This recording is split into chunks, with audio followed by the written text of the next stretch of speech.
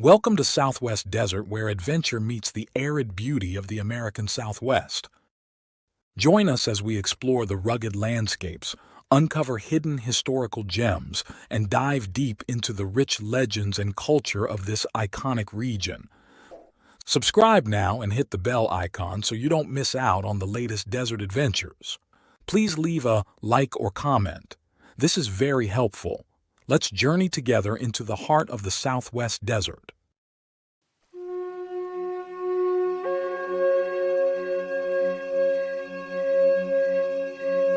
The scorched remains of pioneer wagons scattered across the American West tell silent stories of tragedy and hardship. Yet beneath these blackened fragments of wood and twisted metal lies an unexpected secret, one that has launched countless treasure hunts over the decades. Historical researchers have uncovered a startling pattern. Many burnt wagon sites mark locations where desperate travelers deliberately buried substantial fortunes in gold and silver, intending to return when circumstances allowed. This overlooked connection between burnt wagons and buried treasure represents one of America's most intriguing historical puzzles. The remnants themselves provide enduring evidence: metal components, hardwood elements like spokes and hubs, and iron fittings remain identifiable even after centuries of weathering. These aren't random debris fields, but markers of individual family tragedies that may simultaneously indicate the final resting place of substantial wealth. To understand this phenomenon requires diving into the harsh realities of westward migration. Families journeying west weren't simply taking a vacation. They were permanently relocating their entire lives. Their wagons carried not just household possessions, but their complete financial resources, typically in the form of gold. Paper money was widely distrusted, especially on the frontier where banking infrastructure was virtually non-existent. Gold coins represented universal value, compact and easily transported, the ideal frontier currency. This created significant security challenges. Pioneer families developed specific wealth protection methods, including nightly burial rituals. Each evening, they would dig a hole beneath where they planned to build their campfire, place valuables in secure containers underground, and then construct the fire directly above. This ingenious system served dual purposes. The disturbed earth appeared natural as part of fire pit preparation, and any nighttime attackers would find nothing to steal while the family slept. For permanent abandonment scenarios, however, a more lasting marker was required. This is where wagon burning became standard practice. By deliberately burning their disabled wagon directly over a buried treasure, pioneers created both an identifiable marker they could potentially find years later and an effective disguise hiding the true significance of the site. Contrary to popular belief, Native American attacks weren't the primary reason for wagon abandonment.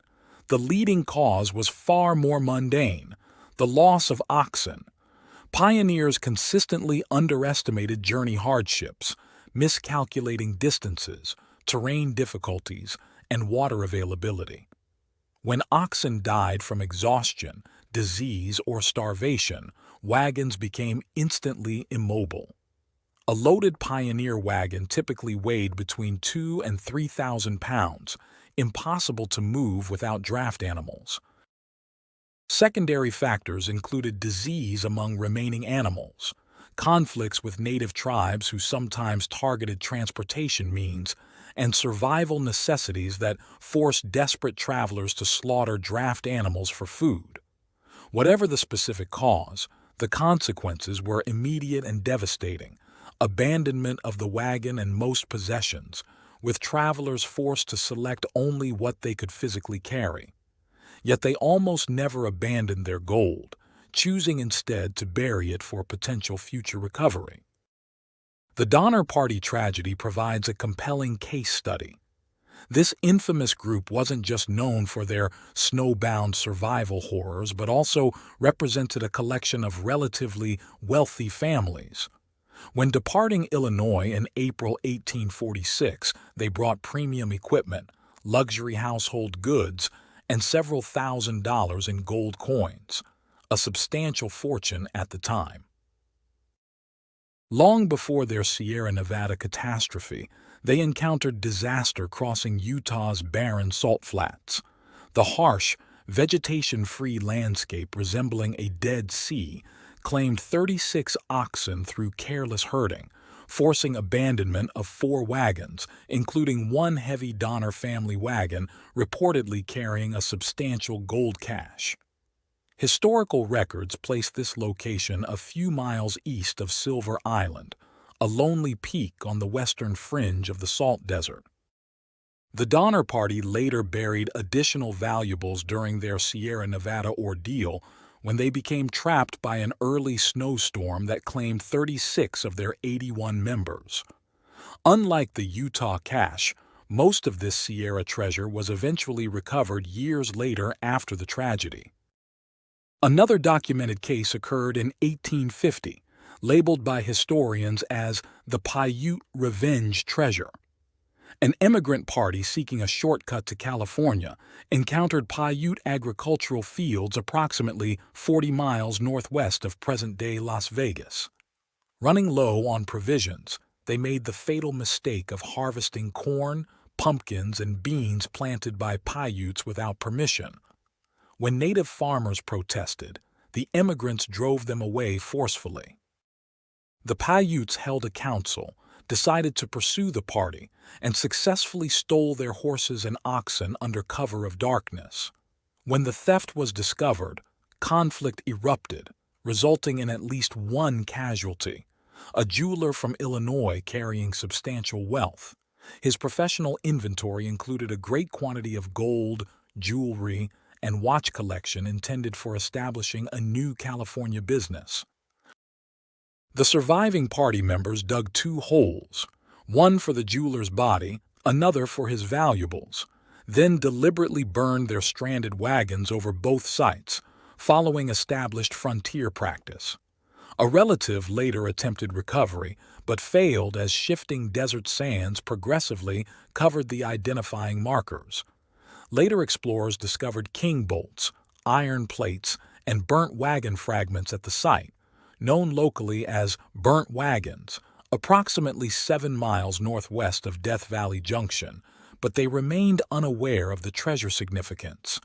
The location has since been lost again to history. The Borrego Valley treasure of 1855 presents an equally compelling narrative. A wealthy group traveling from Yuma, Arizona to San Diego carried large quantities of gold coins and silver plate, capital intended for a new coastal business venture. They chose to avoid the established trail through Carrizo, instead taking a northern detour through unfamiliar territory. They made camp in the lower reaches of Borrego Valley, followed standard security procedures by burying valuables beneath their campsite, and built their evening fire directly above. Before dawn, they awakened to find themselves surrounded by Native Americans. Initially defending from behind their wagon, they were progressively forced to retreat inside as the battle intensified. When attackers set fire to the wagon, the travelers became trapped.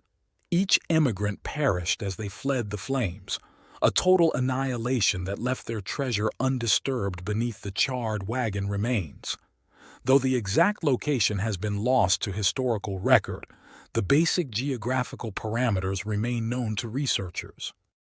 Numerous other burnt wagon treasure sites have been documented. Signal Hill in San Diego County reportedly holds gold dust in leather pouches buried by successful goldfield prospectors who were attacked while returning east. The Joaquin Murrieta gang treasure east of Carrizo resulted when Mexican bandits associated with the notorious outlaw were ambushed by Native Americans while returning to Sonora with criminal proceeds.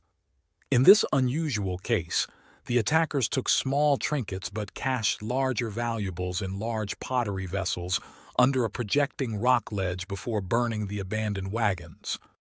Professional treasure hunters don't investigate every burnt wagon site, context matters significantly.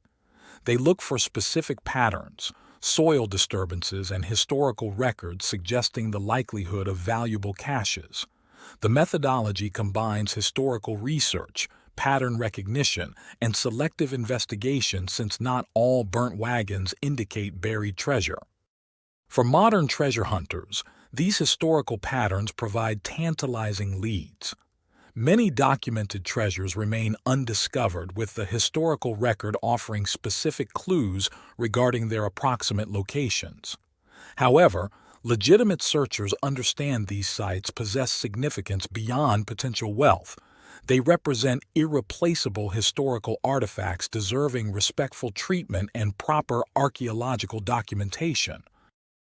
The burnt wagon treasure phenomenon continues captivating researchers and adventurers alike, combining historical mystery, tragedy, and potential reward in a uniquely American narrative. These scorched remnants scattered across remote western landscapes serve as silent witnesses to individual disasters that paradoxically may mark locations of substantial hidden wealth. Historical tragedies potentially transformed into modern discoveries for those who understand the subtle patterns left behind by desperate pioneers protecting their last remaining assets.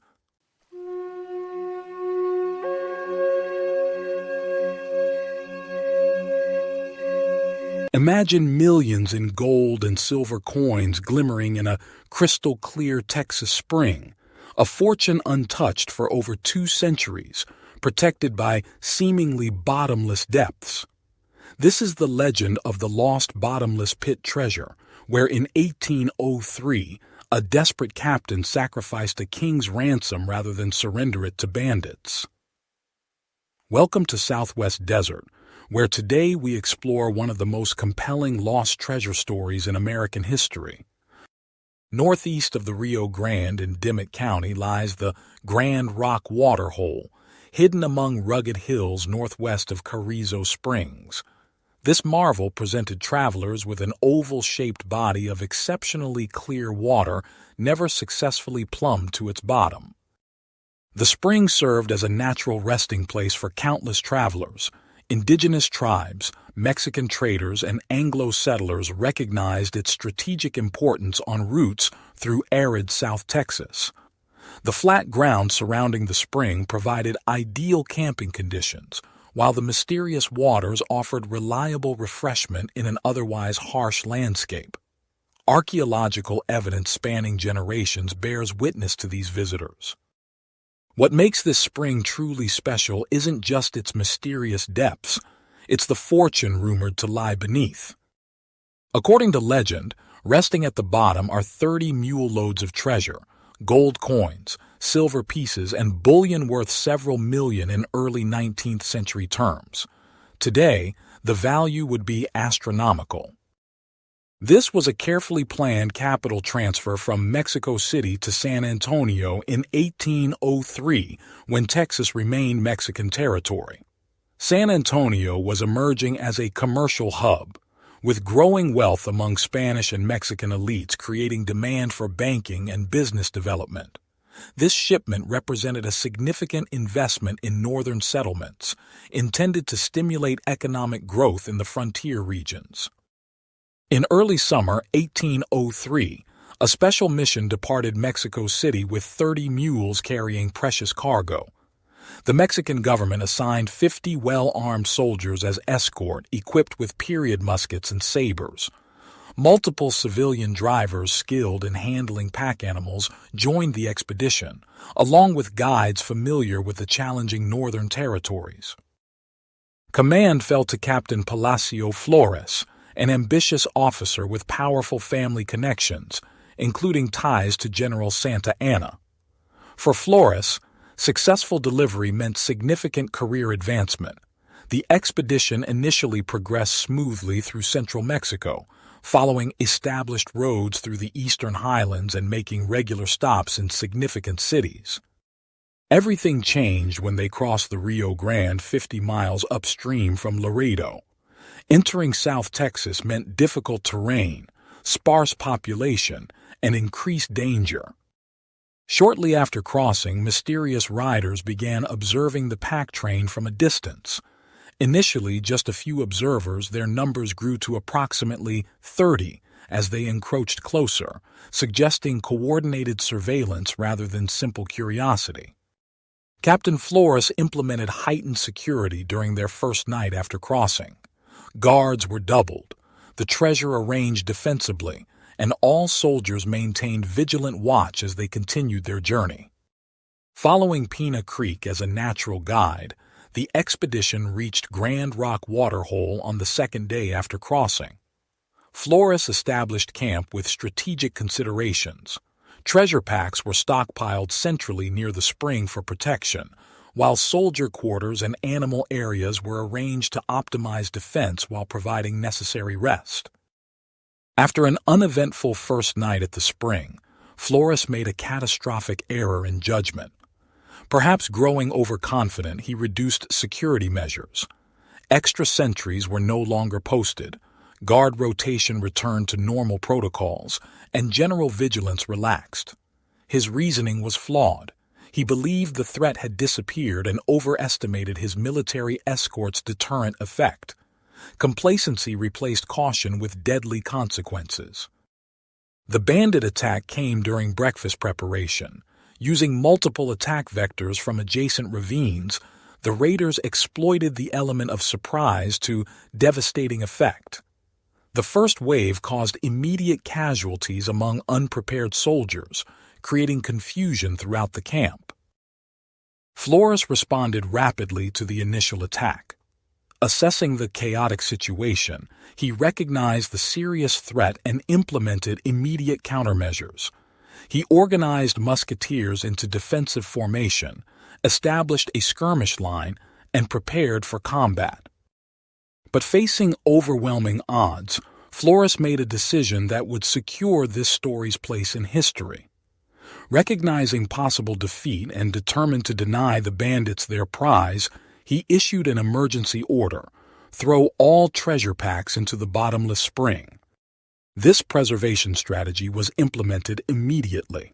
Even as battle raged around them, soldiers and drivers began throwing the weighted packs into the water.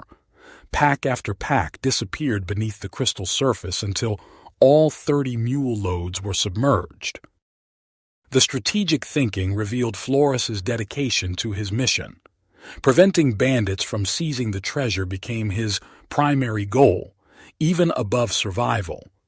He assumed recovery would be possible later with reinforcements, a prioritization both heroic and tragic. With the treasure secured in the depths of the spring, Flores joined the direct combat, personally wielding his saber in front line, fighting and leading by example in their desperate situation. The final bandit charge employed overwhelming force. Attacking from multiple directions, they completely collapsed the Mexican position. Captain Flores fell in combat, removing command structure and triggering complete breakdown of resistance. Panic ensued as survivors fled in all directions. The victorious bandits methodically hunted escapees, resulting in high casualties. In the captured camp, bandits celebrated their success. But the true prize, the fortune in gold and silver, remained hidden beneath the spring waters, its secret kept by the dead. All the dead except one. Alejandro Lajero, an elderly driver with previous wilderness experience, demonstrated remarkable quick thinking during the crisis. Finding concealment in nearby trees, he remained motionless throughout the massacre and subsequent bandit celebration. Patiently waiting until nightfall, he began his escape under cover of darkness. What followed was an arduous journey to San Antonio. Traveling on foot through hostile territory, Lajero endured hunger, thirst, and exhaustion, driven by the importance of his eyewitness testimony. Upon reaching San Antonio nearly starved, authorities assessed the credibility of his account, attempted verification, and documented his testimony for official records. His detailed report included a description of the attack, information about the treasure's disposition in the spring, and crucial location details that would later prove valuable. Military authorities, civilian officials, and financial stakeholders deliberated regarding recovery. Several factors weighed against immediate action: fear of continued bandit strength, limited military resources available, and uncertain prospects given the mysterious bottomless spring. The decision emerged for a delayed response, a temporary postponement with intention to reassess later. This lack of firm commitment would prove fatal to retrieval chances. Over time, urgency diminished as competing priorities emerged. Changes in personnel and leadership led to fading institutional memory. The historical event gradually transitioned into local legend, transmitted orally with inevitable embellishment, before being incorporated into regional folklore. Nearly 90 years later, a San Antonio newspaper reporter made a remarkable discovery through archival research. Uncovering documents that provided verification of the original event, the journalist established connections to the 1803 tragedy. Research traced the treasure's rightful ownership, examining banking entities involved and clarifying government interests in the original shipment. Genealogical investigation tracked descendants of original stakeholders and verified legitimate heirs. This culminated in a stakeholder coalition with legal rights to recovery. Their expedition included descendants with legal claims and support personnel equipped with the best technology available at the time. Navigation posed significant challenges, with the landscape changed considerably after 90 years. Eventually, they confirmed the correct location by matching geographical features to descriptions. The discovery of human remains, likely bones from the 1803 massacre, provided confirmation. Multiple attempts to reach the bottom followed. Probing with poles proved unsuccessful. Swimming exploration reached impressive depths, but failed to locate the treasure. In a final effort, they engineered a weighted line system, assembling hundreds of feet of rope for measurement. The careful lowering process yielded astonishing results. The line continued descending without reaching bottom despite its extensive length. The treasure remained safe in its watery vault, protected by the mysterious depths of the Grand Rock waterhole. Today, conflicting accounts surround the spring's condition. Some claim natural changes have caused it to dry up completely. Environmental theories propose flooding events causing silting, creek changes affecting the waterhole, or possible human intervention altering the watercourse. Some treasure hunters believe modern technology will eventually reveal what lies at the bottom.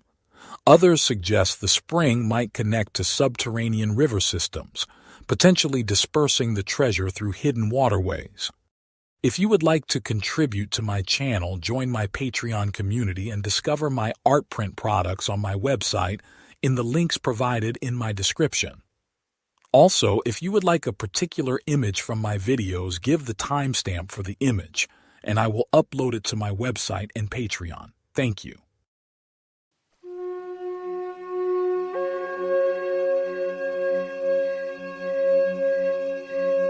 Welcome to Southwest Desert, where we uncover the most captivating lost wealth stories from across the American Southwest landscape. I'm your host, Alan. Imagine discovering gold so rich that you could pluck it from the walls with your bare hands. Now imagine being hunted down and killed for that discovery, your secret sealed beneath a flat stone and the ashes of a campfire, hidden for nearly a century in one of Arizona's most unforgiving terrains. Today, we venture into the shadow of the rugged Four Peaks Mountains to unravel the mystery of Iritaba's treasure, a lost mine that may still be waiting for someone brave enough, or perhaps lucky enough, to rediscover it. The year was 1952. Colby Thomas, an aging mining engineer with decades of successful operations across Arizona and Mexico, found himself face to face with an 86-year-old Apache Indian known as Iritaba, or Puncher Bob, to the local ranchers. Despite his advanced blindness and age, Puncher Bob's mind was sharp with secrets, one secret in particular that he had guarded for most of his long life. But time was running out for both men, and perhaps that's why Bob finally decided to share the location of a gold mine of extraordinary wealth, one that white men had discovered and died for before Bob was even born. Puncher Bob had earned his nickname working as a horse and cow wrangler in the Four Peaks area for most of his life. The rugged terrain east of Phoenix was his home, and he knew every wash, every ridge, and every dangerous ravine.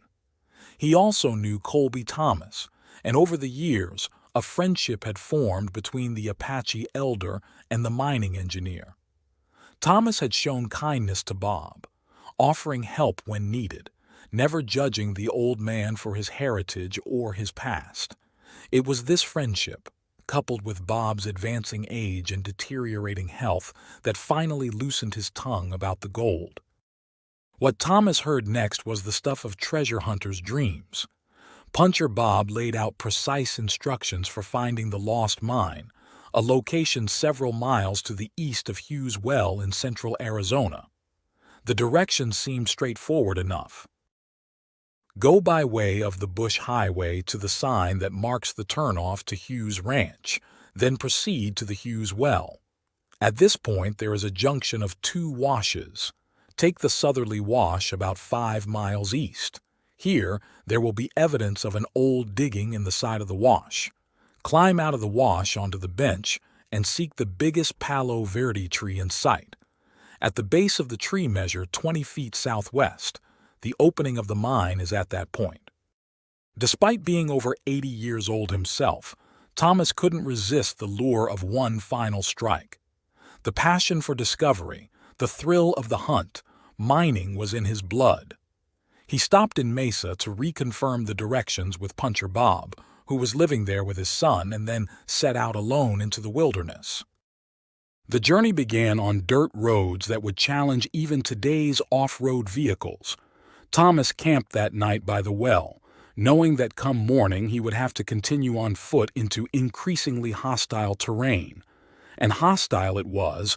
The next day brought a 5-mile trek through a wash where Thomas discovered rich gold float, pieces of rock containing visible gold that had been carried downstream from their source. By noon, hope was high. Thomas had found the old diggings at the edge of the wash, exactly as described. He made his way onto the bench above, but that's when the treasure hunt turned into what Thomas would later describe as a nightmare. The landscape was brutally unforgiving, thick with manzanita brush, poisoned with arsenic and infested with rattlesnakes that seemed to appear from nowhere in the Arizona heat. And then there was the problem of the landmark, the largest Palo Verde tree. In a land scattered with these distinctive green-barked trees, how could one determine which was truly the largest? Thomas searched until the sun began to sink, climbing higher to check the next bench, but finding nothing. With water running low and his elderly body exhausted, he reluctantly returned to his car for the night. A second day of searching yielded no better results. Disappointed and confused, Thomas drove back to Mesa, convinced he must have misunderstood the directions. But Puncher Bob was adamant. Thomas had been in exactly the right place. It was then that the old Apache revealed the full, blood-soaked history of the mine. Nearly 100 years earlier, around the 1850s, 2 white prospectors from Tucson ventured into Apache territory, what we now know as the Four Peaks area. Against all odds, they discovered something extraordinary, a natural blowout hole in the earth, lined with decomposed quartz that was literally loaded with gold. For several days they worked in secrecy, extracting the richest pieces, carefully collecting all tailings and disposing of them in the wash to hide evidence of their work. They covered the entrance with brush and departed for Tucson with their burros heavily laden with treasure. But the Apache eyes were watchful. The tribe, fiercely protective of their lands during this period of increasing white encroachment, had observed the miners' activities with growing resentment. When the two men returned months later to collect more of the gold, they met a violent end at the hands of Puncher Bob's father and other tribal warriors. The Apaches, determined that no other outsiders would benefit from this discovery, sealed the entrance to the shallow tunnel with a large flat rock.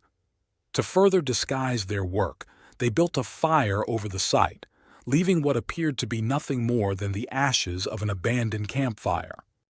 Years later, the young Iritaba, driven by curiosity and youthful daring, defied tribal law and returned to the site.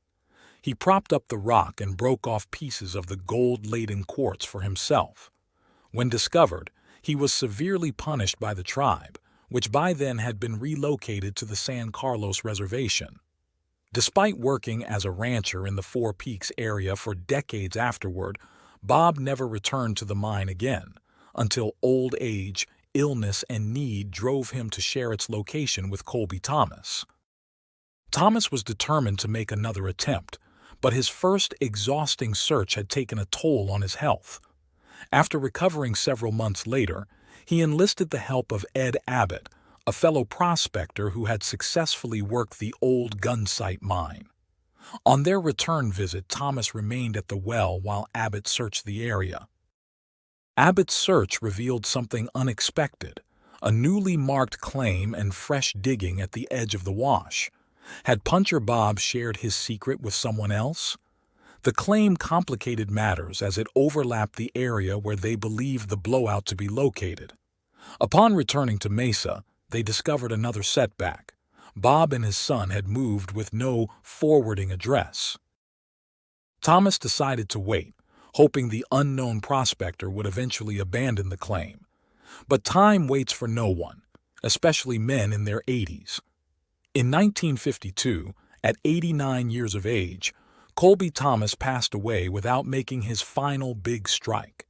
The flat rock, if it still exists, continues to guard the entrance to the abandoned diggings, and the Four Peaks gold mine remains lost to this day. But the story doesn't end there. The Four Peaks area continues to draw prospectors and treasure hunters, all hoping to be the one to finally decode Puncher Bob's directions and uncover the hidden wealth. The clues remain tantalizingly specific yet frustratingly vague. A southerly wash 5 miles east of Hughes Well, evidence of old diggings at the edge of the wash, the largest Palo Verde tree on the bench above, 20 feet southwest from that tree, and somewhere beneath all that, a flat rock covering an entrance possibly still disguised by the ashes of a century-old campfire. The physical evidence that Thomas discovered, the rich gold float in the wash, suggests that somewhere upstream, a source of gold does indeed exist. Whether it's the legendary blowout hole described by Puncher Bob or some other deposit, something in those rugged mountains once yielded gold of exceptional quality. Today, the Four Peaks area looks much as it did when Thomas made his fateful search. The landscape remains harsh and unforgiving, a testing ground for even the most experienced outdoorsmen. The area is now protected as part of the Four Peaks Wilderness within the Tonto National Forest, adding legal complications to any modern search efforts.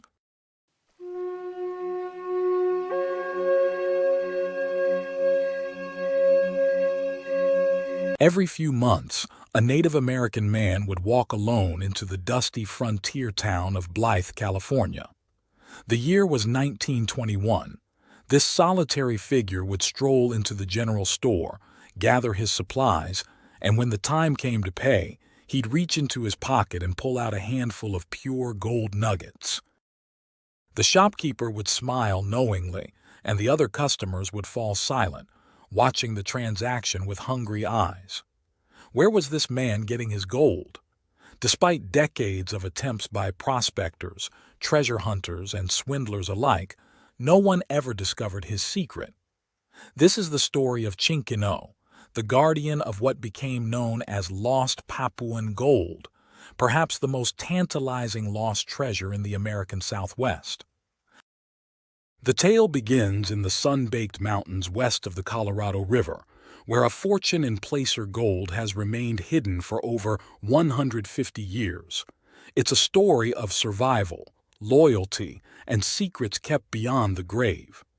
The story of how an outcast from one tribe became the protector of another's most valuable secret. The story begins in the early 1860s, in the unforgiving mountains of southwestern Arizona. This was Apache country, and a deadly place for anyone from the Papago tribe. One Papago chief, known only as Papuan in the historical record, found himself in an increasingly desperate situation. The Apaches, longtime enemies of the Papagos, had systematically hunted down and killed every member of his small band. The weight of that responsibility must have been enormous, watching as his people were eliminated one by one until he alone remained. Papuan knew he couldn't survive on his own in Apache territory. So he made a fateful decision to flee westward to the Colorado River, seeking refuge among the only indigenous people who had shown his tribe any measure of friendship, the Mojave. The Mojave Territory stretched along the Colorado River in what's now western Arizona and eastern California, and it was here that Papuan hoped to disappear and begin a new life. When Papuan arrived at the Mojave settlement, he was an outsider, a man without a people, seeking the mercy of tribal leaders who had no obligation to help him. But whether through compassion or some political calculation, the Mojave allowed him to stay. In time, Papuan married a Mojave woman who was herself something of an outcast within the tribe. This marriage proved beneficial for both of them, elevating their status and securing their place in the community. But what happened next would change not just their lives, but create a mystery that would persist for generations. Grateful for the newfound security and social standing that came with their marriage, Papuan's wife decided to share something with her husband, a secret that she alone possessed.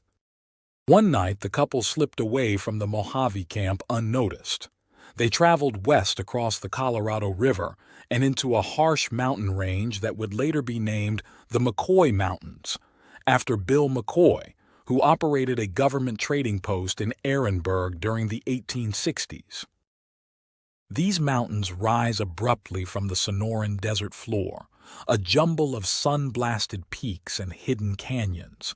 To the untrained eye, they appear barren and lifeless. But Papuan's wife knew something valuable was hidden among those weathered slopes. When the couple returned to the Mojave settlement, they brought something extraordinary with them: gold. Not just a few flecks or small nuggets, but enough raw gold to share with their fellow tribespeople. Almost overnight, the Mojave began appearing at trading posts along the river with gold nuggets to exchange for supplies. This sudden wealth created quite a stir among the white settlers and traders in the region. One trader in particular, Bill McCoy himself, is said to have accumulated a fortune of $75,000 in gold nuggets during this period, equivalent to well over $1 million today. Naturally, this sparked intense curiosity. Where was this gold coming from? The white traders and prospectors employed every tactic they could think of to discover the source, from plying the Indians with alcohol to offering bribes, from threats to surveillance. But Papuan and his wife were exceptionally cautious. They would leave for the mountains at unpredictable times, often under cover of darkness. They expertly covered their tracks and disguised any evidence of their digging activities. Even other members of the Mojave tribe remained in the dark about the exact location. This was a secret shared only between husband and wife. Bill McCoy became obsessed with finding the source.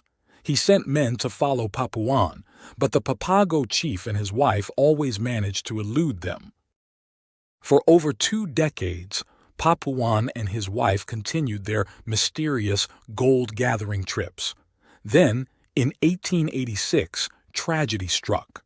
A band of Apache warriors, the same enemies Papuan had fled years before, attacked the Mojave settlement. Though he was an old man by this time, Papuan felt bound by loyalty to defend the people who had taken him in. He took up arms alongside the Mojave warriors. In the ensuing battle, Papuan was killed. His wife survived, becoming the sole keeper of their golden secret. At this point in the story, a new character enters the picture, an adopted son. Sometime during their years together, Papuan and his wife had taken in a Mojave boy named Chinkino, raising him as their own. Unlike many Native American adoption practices where children retain knowledge of their birth families, historical accounts suggest Chinkino was fully integrated into Papuan's household, learning the customs and secrets of his adoptive father. And this presumably included the location of the gold site. The story now jumps forward 20 years to 1906. A German man named Hartmann arrived in Ehrenberg, a small settlement on the Arizona side of the Colorado River. When Hartmann heard locals talking about Papuan's lost gold, he became fixated on finding it. Through careful investigation, he learned two crucial pieces of information. First, that Papuan's widow was still alive and living near the river settlement, and second, that Chinkino, now a middle-aged man, was believed to be the inheritor of the secret. Hartmann devised what he thought was a clever plan.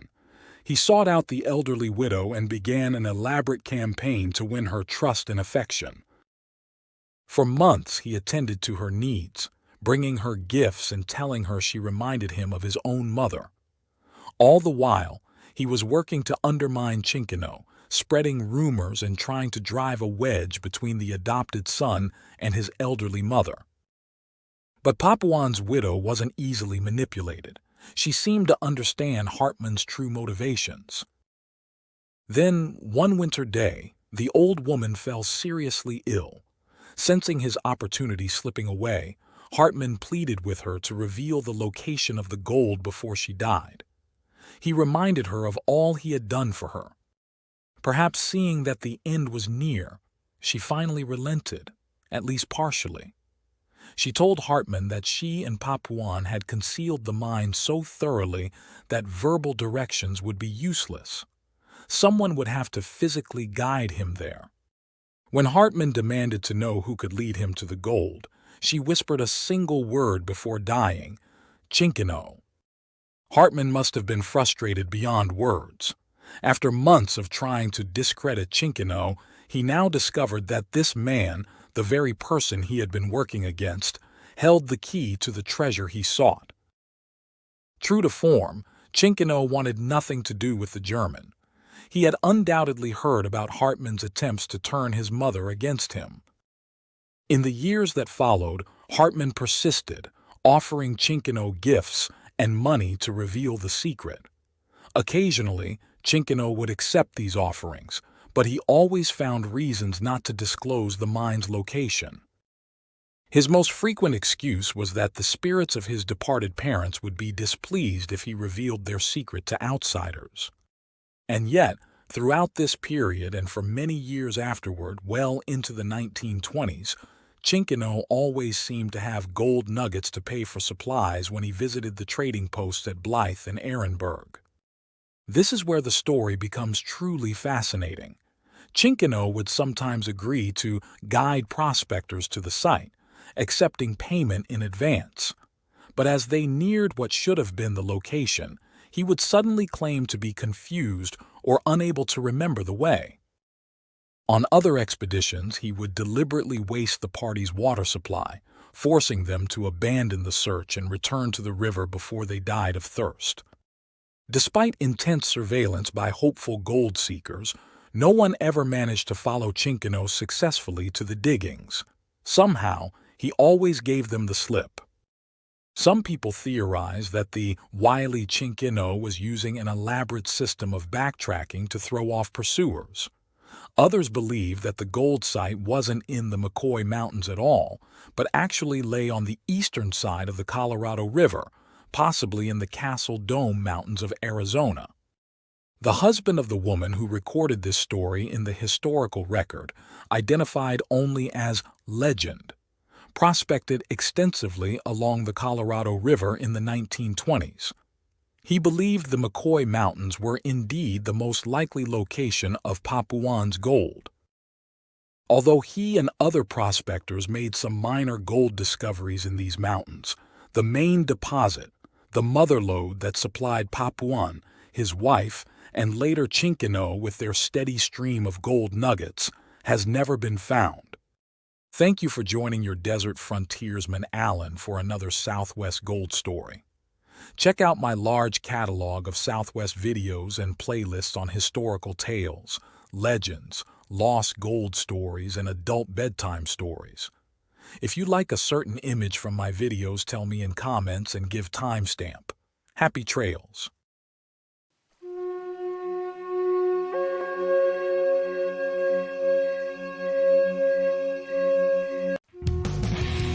Thanks for watching. If you enjoyed this video, don't forget to like, comment, share, and subscribe for more great content. Hit the notification bell so you never miss an update. See you in the next video.